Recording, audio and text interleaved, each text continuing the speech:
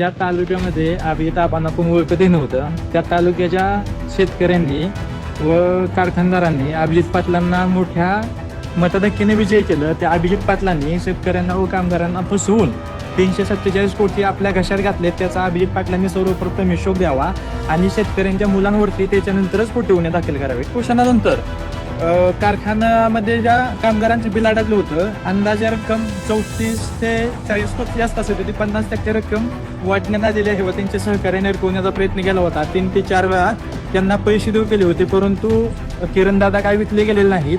मग त्याच्यानंतर त्यांच्यावरती ट्रॅप लावला, हॉटेलमध्ये जेवणाच्या बहाण्यानं बोलवलं व जबरदस्ती पैसे देऊ केले आणि त्यांच्यावरती खोटा गुन्हा दाखल केला. मी या प्रशासनाचा व आमदार अभिजित आबा पाटलांचा जाहीर निषेध करतो. प्रशासनाला जो प्रतिसाद भेटला त्या प्रतिसादातून जो विरोधी वर्ग आहे किंवा आमदार वर्ग आहे त्यांच्या लक्षात आलं की हा शेतकऱ्याचा मुलगा आहे, हा शेतकऱ्याचा मुलगा आज नव्हे आपल्याला ओरडे करू शकतो, त्याच्यामुळे त्याला खोट्या गुन्ह्यामध्ये अडकवण्याचा पूर्णपणे प्रयत्न केलेला आहे.